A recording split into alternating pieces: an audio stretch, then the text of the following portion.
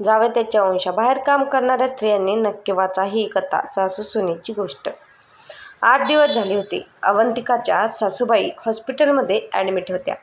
रूमच्या बाहेर खुर्चीवर बसलेली अवंतिका तिच्या डॉक्टर लेकीची वाट पाहत होती. तिची मुलगी डॉक्टर अन्वी ह्याच हॉस्पिटलमध्ये गायनकोलॉजिस्ट होती. आजीला तपासून अन्वी रूमच्या बाहेर आली. आईला बाहेर बसलेले बघताच ती म्हणाली, "मॉम, तू गेली नाहीस घरी? तुला म्हटले होते जा म्हणून." तिच्या त्या रुक्ष आवाजाने गडबडलेली अवंतिका म्हणाली, "अगं, ते आजी admit." "Oh come on mom, आता असे म्हणू नकोस की तुला आजीची खूप काळजी वाटत आहे म्हणून तू थांबली आहेस. And for your kind information, इकडे तिची काळजी घ्यायला खूप लोक आहेत, सो तू गेलीस तरी चालेल." इतके बोलून अन्वी तेथून निघून गेली. वेगाने तिकडून निघालेल्या अन्वीच्या पाठमोऱ्या आकृतीकडे बघत अवंतिकाने आपली पर्स उचलली. एक वार रूमचे दार उघडून सलाईन लावलेल्या आपल्या सासूबाईकडे पाहिले आणि ती घरी निघाली. अन्वीचे शब्द तिच्या मनातून जात नव्हते. घरी आल्यावर कसेबसे 2 घास तिने पोटात ढकलले.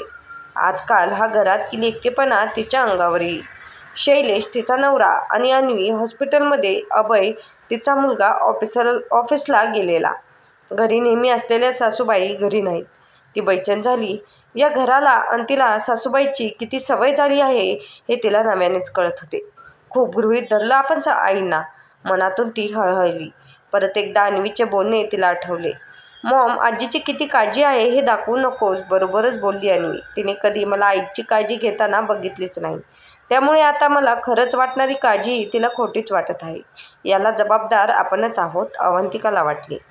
लहानपणापासून मुलांना आजीनेच सांभाळले आणि आपण मात्र ऑफिस, काम या सबबीवर मजाच करत राहिलो. मुलांना खुशाल आईवर सोपवून आपण मस्त शॉपिंग, पार्ट्या, गेट टुगेदर, पिकनिक यामध्येच दंग राहिलो. अवंतिकाला वाईट वाटले. मुलांना केवळ जन्म दिला म्हणून त्यांची बायोलॉजिकल आई मी, पण आईची सगळी कर्तव्य तर आजीनेच पार पाडली. अन्वी आणि अभयच्या जन्मानंतर कसेबसे 6 महिने घरात काढले आपण. नंतर मात्र कामाचा बहाणा करून जास्तीत जास्त घराबाहेर राहू लागलो. मैत्रिणींसोबत पिक्चरला जाणे, हॉटेलिंग, किट्टी पार्टी यातच आपला वेळ जाऊ लागला. पहिले शैलेश आणि आई दोघेही म्हणाले, "मुलांसाठी वेळ काढ. त्यांना तुझा लळा लागणार नाही, तुझी ओढ वाटणार नाही." पण आपण ऐकलेच नाही. शेवटी आपण ऐकतच नाही म्हटल्यावर दोघांनीही आपल्याला सांगणे सोडले. मुलांना भरवणे, त्यांचे आजारपणे काढणे, त्यांचा जमेल तसा अभ्यास घेणे, त्यांना वेळ शाळेत पाठवणे, त्यांच्यावर चांगले संस्कार करणे हे सगळं आईंनीच केलं. इतकेच काय, मुलांच्या शाळेत पॅरेंट्स मीटिंगला सुद्धा बऱ्याचदा आईच जात. यात आपण कुठेच नव्हतो. अवंतिकाला लाज वाटली. मुलांनाही आपल्यापेक्षा आजीचाच लळा जास्त. आपल्यापेक्षा जास्त ते मनमोकळेपणाने आजीजवळ बोलतात. आपण दुरावलोच. अन्वी डॉक्टर झाल्यावर तिच्या पहिल्या पगारातून तिने आपल्यासाठी काही न आणता आईसाठी साडी आणली होती. किती चिडलो होतो आपण. खरं तर आपण कधीच आईविषयी कृतज्ञता दाखवली नाही. त्या आपल्या मुलांना सांभाळत आहेत म्हणून आपण नोकरी करू शकत आहोत तेही देखील कधी वाटले नाही. साधी साडी कधी घेतली नाही की प्रेमाचे 2 शब्द कधी बोललो नाही. पण नातवंडांकडून मात्र प्रेमाची पोचपावती त्यांना नेहमीच मिळाली. अन्वी आणि अभय आजीवर अगदी भरभरून प्रेम करतात, तिची काळजी घेतात. आता महिन्यापूर्वी अभय पूर्वाला घेऊन घरी आला होता. त्यांचे मने प्रेम होते एकमेकांवर. लग्न करायचे होते त्यांना.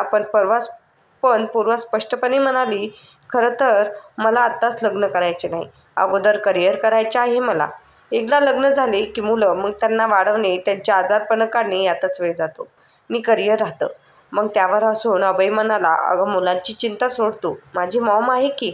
आम्हाला जसं आमच्या आजीने लहानाचे मोठे केले तसेच आपल्या मुलांना माझी मॉम बघेन." किती मोठ्याने दचकलो होतो आपण.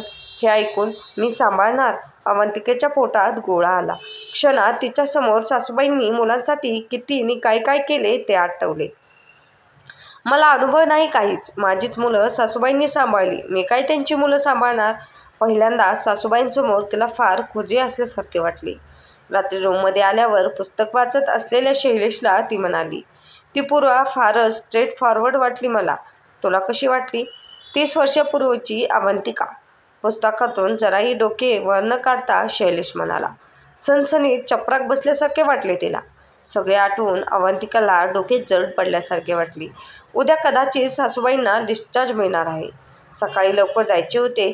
तिथे तिची गरज कोणाला नसली तरी तिला जायचेच होते. सकाळी घाईनेच ती हॉस्पिटलला पोहोचली. रूममध्ये सगळेच होते. शैलेशसुद्धा दिसत होता. यानेही सकाळी जाताना मला सांगितले नाही. अवंतिकाला याचे वैषम्य वाटले.